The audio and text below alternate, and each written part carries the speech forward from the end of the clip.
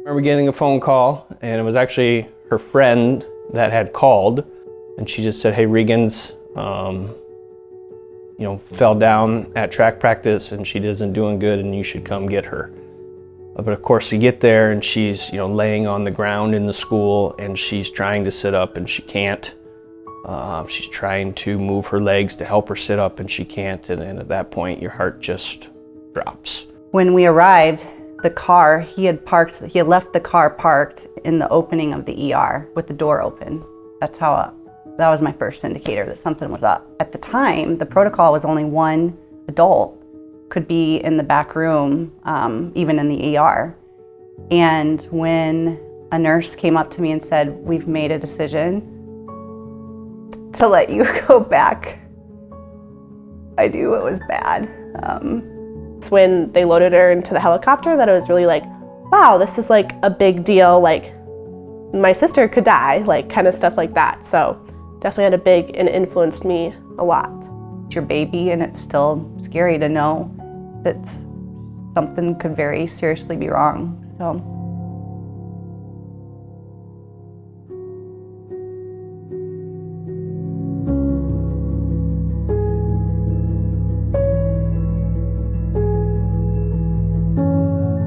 I remember it was my first day of track practice, and I was really excited. And I remembered basically towards the end, I just started to feel lightheaded.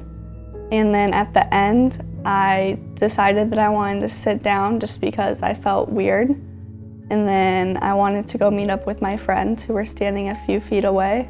And I tried to stand up, but I kept falling over.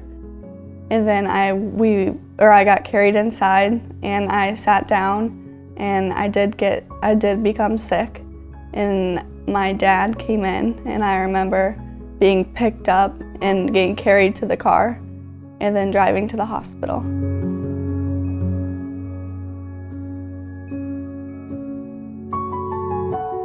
As a parent, having your daughter go to 7th grade track practice, especially with her history of being so athletic, it came out of nowhere once we actually knew what was going on. And here she is, 12, and the doctor, comes in St. Luke's ER and says, "I think she's having a stroke," and you just kind of stare at him and blink and nod and, "Okay, what do we got to do? What do you need from me? How can I help?" But it was definitely amazing at that point.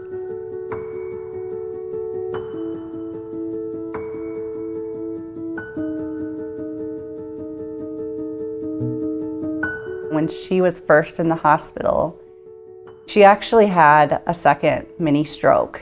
And there was one point in time where we didn't know if Reegan was going to make it through. I mean, she couldn't hold food down. She was sleeping 22 out of the 24 hours. There was about a 2 to 3 day stint where it was really, really, really scary. And then it's like, I don't know, a miracle, or I mean, obviously it was medicine, but she just started going uphill and getting better and getting stronger, and we start to see her laughing again, and we got to see Reegan again.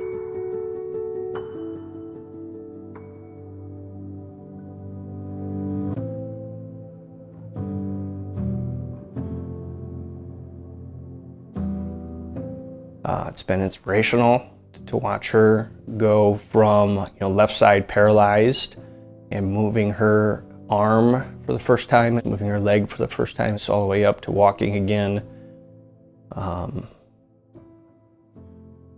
Learning to ride a bike again.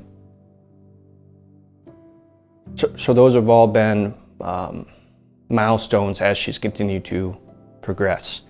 But she's just been doing a phenomenal job through her OT, and her personal trainer has done a phenomenal job as well of really helping her to strengthen up her left arm, her left shoulder, all those muscle groups on the left side. It's a very different thing, and I think it is very hard because I had my whole 12 years of my life where it was normal, and now it's just completely thrown off track. But I mean, life is short, there's gonna be bumps, and you just gotta take those bumps and make it the best that you can.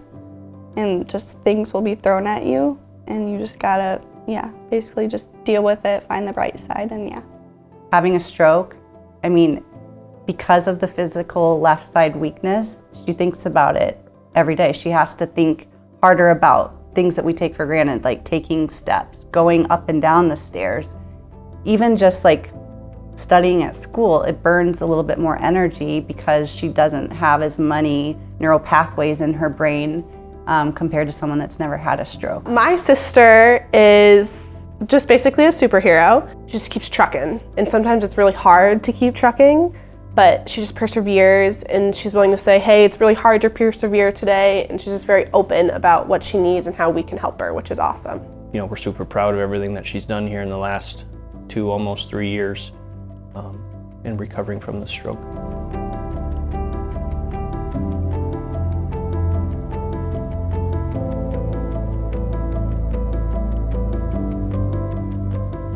I want people to be aware, like anybody, like you see so many people every single day and everybody has their own story, and just be mindful of that.